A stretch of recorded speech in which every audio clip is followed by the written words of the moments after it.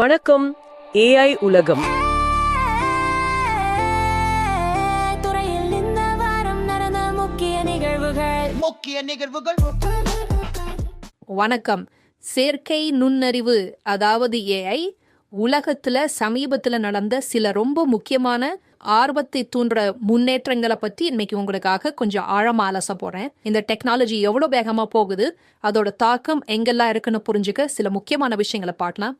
பெரிய டெக் கம்பெனிகளோட பிரம்மாண்டமான திட்டங்கள் இருக்கு, அப்புறம் நம்ம அன்றாட வாழ்க்கைக்கு வரப்போற சில கருவிகள், அப்புறம் சில ஆச்சரியமான ஆராய்ச்சிகள், இதனால வர சமூக விவாதங்கள்னு பல கோணங்கள்ல இதை பார்க்கலாம். சரி, விட போகலாமா? டெஸ்லாவுக்கும் சாம்சங்குக்கும் இடையில ஒரு ஒப்பந்தம், $16.5 பில்லியன். அடேங்கப்பா, இது சும்மா இல்லை. டெஸ்லாவோட அடுத்த ஜெனரேஷன் ஆப்டிமஸ் ரோபோக்கள் வருதில்ல, அப்புறம் Dojo super computer, robo taxi fleet, தமாச்சி வாகனங்கள், இது எல்லாத்துக்கும் AI-S6ன்னு ஒரு புது சக்தி வாய்ந்த சிப்ஸ் சாம்சங் தயாரிக்க போறாங்க. இதுலேருந்து என்ன தெரியுது? ஏஐ ஹார்ட்வேருக்கான தேவை எதிர்காலத்தில் எவ்வளோ பெருசா இருக்க போகுதுன்னு புரியுதில்ல. அதே நேரம் மெட்டா அவங்க இன்னும் ஒரு படி மேலே போயிருக்காங்க. பர்சனல் சூப்பர் இன்டெலிஜென்ஸ் அப்படின்னு ஒரு இலக்கையே அறிவிச்சிருக்காங்க. எதுக்காக? ஹைபீரியன் பேர்ல ஒரு பெரிய ஏஐ ஆராய்ச்சி மையம், $100 பில்லியன் செலவுல. இதுக்கு கிட்டத்தட்ட 5 ஜிகாவாட் கரண்ட் வேணுமா? யோசிச்சுப்பாங்க, ஒரு சின்ன ஊருக்கே தேவையான கரண்ட் இது. பல துறைகளில் மனுஷன்லேயே மிஞ்சுற மாதிரி ஏஐ சிஸ்டம்ஸை உருவாக்கணும், அதுதான் அவங்க நோக்கம். இது கூகுள் மாதிரி கம்பெனிக்கு போட்டிங்கிறத தாண்டி ஏஐயோட சக்தியை தனி மனுஷன்கிட்ட கொண்டு சேர்ப்பாங்களா, இல்லை புது அதிகார மையங்களை உருவாக்குவாங்களா? இந்த மாதிரி பெரிய கேள்விகளையும் இது எழுப்புது.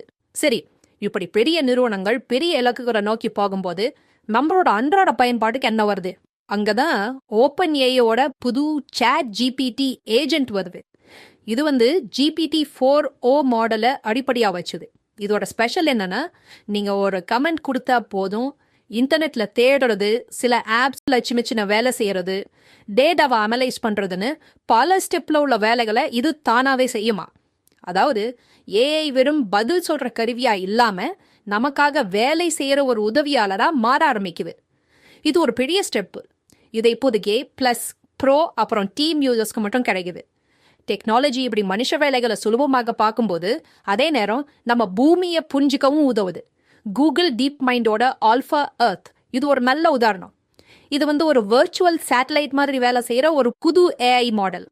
பூமியை கண்காணிக்கிற டேட்டாவை வச்சு கிளைமேட் சேஞ்ச், இயற்கை பேரழிவுகள், நில பயன்பாடு இதெல்லாம் ரொம்ப துல்லியமா பார்க்கவும், ஃபியூச்சர்ல எப்படி இருக்கும்னு சிமுலேட் பண்ண உதவுமா. ஆனா ஏஐயோட தாக்கம் இதோட நிக்கல.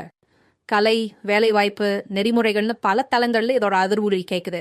உதாரணமா எய்டான்னு ஒரு ஹியூமனாய்டு ரோபோ ஆர்டிஸ்ட், அது 3ஆம் சார்லஸ் மன்னரோட போர்ட்ரேட்டை தானாலே ஆயில் பெயிண்டிங்ல வரைஞ்சிருக்கு.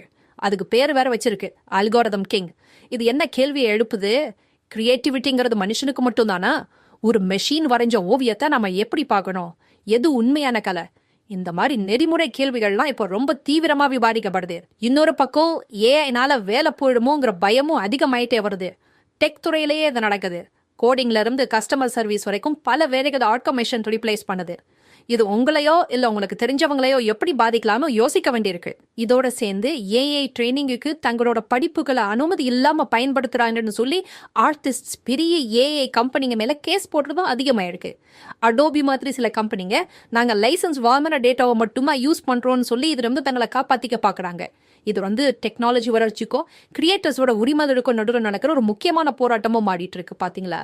ஹார்ட்வேர், சாஃப்ட்வேர், பெரிய கம்பெனி ஸ்ட்ராட்டஜி, நம்ம டெய்லி யூஸ் பண்ற டூல்ஸ், சுற்றுச்சூழல், கலை, வேலை, சட்டம், நெறிமுறைன்னு நம்ம வாழ்க்கையோட எல்லா பகுதியிலையும் ரொம்ப வேகமா ஆழமா உள்ள வந்துட்டு இருக்கு. இன்னைக்கு நாம பேசுனது இந்த பறந்து விரிஞ்ச துறையோட சில முக்கியமான போக்குகளையும் அதோட தாக்கங்களையும் உங்களுக்கு ஒரு ஐடியா கொடுத்துருக்கும்னு நம்புறேன். இப்போ உங்களுக்கான ஒரு சின்ன சிந்தனை கேள்வி. இந்த ஏட மாதிரி மிஷின்ஸ் உருவாக்குற கலையை நம்ம எப்படி பார்க்க போறோம்? அதை கொண்டாட போறோமா, இல்ல கேள்வி கேட்க போறோமா? ஏது நிஜமான கிரியேட்டிவிட்டி மனுஷனோட உணர்ச்சியில இருந்து வர்றதா, இல்ல ஒரு சிக்கலான அல்கோரிதமோட கணக்குல இருந்து வருதா? யோசிச்சு பாருங்க. மீண்டும் சந்திப்போம்.